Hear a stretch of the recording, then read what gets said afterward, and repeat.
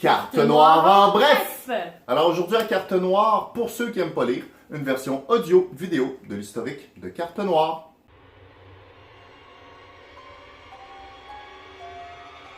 L'ancien monde. Dans ce monde, l'être humain a toujours dû lutter pour sa survie. Il y a 6000 ans, on raconte que les humains marchaient nombreux sur le continent. Dans son évolution, l'homme a appris non seulement à se défendre, mais à construire des civilisations et des sociétés impressionnantes. Sa créativité et son intelligence lui permet de se surpasser à travers les millénaires, réalisant des progrès technologiques des plus impressionnants. Or, peu à peu, une force incontrôlable poussa les hommes à devenir violents envers leurs semblables. Et, dès le crépuscule, on entendait des cris de détresse qui laissèrent place à de plus en plus de corps mutilés. Les hommes devinrent apeurés, nerveux et violents. Face à ce chaos constant, ils voulurent construire des forteresses pour se protéger. Ces abris se changèrent rapidement en abattoirs et une terreur constante régnait. L'homme, qui était autrefois civilisé, régressa rapidement en un animal sauvage et sanguinaire. Prédisant l'extinction de la race humaine, un groupe de visionnaires entreprirent le projet de construire des bateaux et d'envoyer des hommes et des femmes, sélectionnés pour leur idéologie pacifique, en direction d'une île vierge afin d'assurer la survie de l'humanité. L'arrivée sur l'île mère.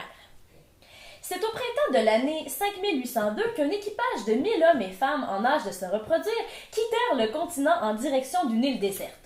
La traversée fut difficile. Bon nombre périrent par la maladie, les accidents, ainsi que les violentes attaques de créatures marines. Seulement 400 d'entre eux ont parvenu sur la nouvelle île, complètement épuisés et affamés. Arrivés sur la côte ouest, ils établirent une première cité grâce aux ressources abondantes à leur disposition. La mission était claire. Les femmes se mirent rapidement à donner naissance au plus grand nombre d'enfants possible. Une nouvelle génération vit le jour aux abords de l'île.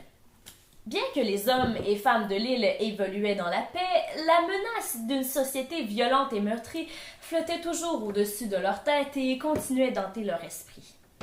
La forteresse centrale. C'est ainsi qu'une cinquantaine d'années plus tard, un groupe de vaillants constructeurs et penseurs convinrent de bâtir une grande forteresse de pierre au centre de l'île. Celle-ci permettrait de se replier en cas de danger et d'assurer la protection des jeunes générations. Or, au cours du projet de sa construction, plusieurs têtes fortes se démarquèrent par leur idéologie et leurs influences auprès des autres. Les tensions et les conflits apparurent rapidement au sein de la communauté. Il ne pouvait y avoir plusieurs chefs. Ils convinrent donc de passer au vote afin d'élire un seul chef. Ce fut Adolphe Clock qui l'emporta, mais non pas à l'unanimité. Au moment de son discours de victoire d'élection, il reçut une flèche en pleine poitrine et se fit trancher la gorge publiquement par un assassin. Un incendie se déclara au même moment dans la forteresse, déclenchant une panique et une mêlée générale. Les groupes d'opposition se firent la guerre et s'accusèrent à tort et à travers. Le feu prit en puissance et ravagea non seulement les constructions, mais les forêts avoisinantes. Une semaine plus tard, alors que tout était réduit en cendres et que les corps reposaient, un drapeau blanc fut hissé au haut de la tour. Il fallait faire une trêve et arrêter cette guerre interne.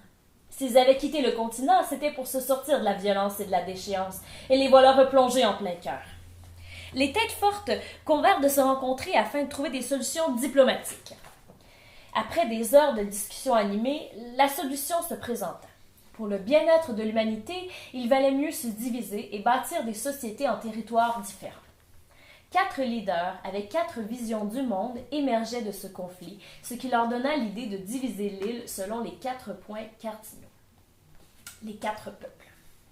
Au nord, Arwin Mackenzie et sa famille iront construire des villages de pierre pour élever et protéger les jeunes générations. Ils les éduqueront au mieux de leurs connaissances et leur apprendront à combattre, mais seulement en cas de nécessité. À l'est, Hirotsu et son groupe préfèrent se retirer dans la nature pour écrire et enfermer les savoirs de l'humanité. Ainsi, l'histoire concernant l'ancien continent serait gardée en secret aux nouvelles générations de l'île, évitant ainsi que l'histoire ne se reproduise à nouveau.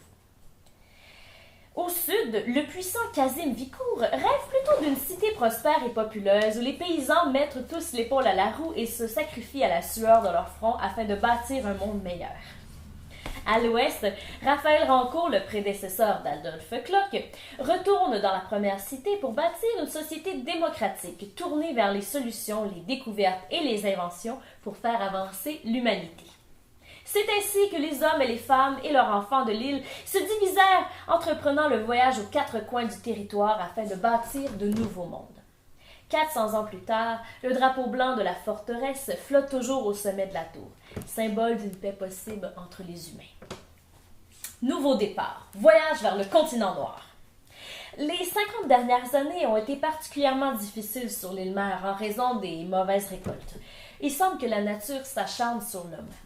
Feux de forêt, sécheresse des terres, désertion du poisson, faible reproduction du bétail, catastrophes naturelles, etc., etc. Ce qui semblait être une mauvaise période est devenu aujourd'hui une réalité difficile à gérer. Il n'y a plus de nourriture en quantité suffisante pour nourrir la population. Les plus riches sont avares, ils se font des réserves et augmentent les coûts de façon disproportionnée.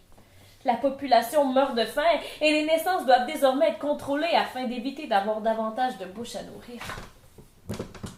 Les représentants de chaque peuple ont consenti à se rencontrer à la forteresse centrale et de tenir un grand conseil dans la tour vide. Ils en sont venus à la conclusion qu'il reste encore 2 années de survie sur les réserves avant d'entrer dans une grande période de noirceur et de violence, pouvant ultimement mener au cannibalisme. Le peuple de l'Ouest proposa donc de mener une grande expédition secrète vers l'ancien continent afin d'explorer le territoire et de rapporter des ressources à l'île Mère par bateau. Cette expédition est périlleuse, car bien que la légende ne dise pas exactement quelle était la source de danger sur ce continent, l'horreur de l'exil demeure un souvenir partagé. Malgré la réticence et les mises en garde, les 4 peuples acceptèrent au final de mener ce projet, mais dans la plus grande discrétion. C'est ainsi qu'en avril 6216, un premier équipage formé d'une centaine de recrues venues des 4 peuples quitta l'île Mère vers l'ouest, en direction de l'ancien continent, dans le but d'établir une première colonie et d'exploiter les ressources.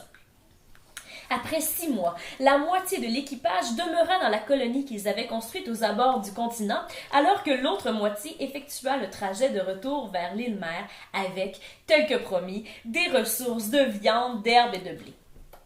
Est-ce que les craintes concernant les dangers du continent n'étaient que des rumeurs du passé? Rien ne semble présager quelconque menace ou danger pour les nouveaux colonisateurs.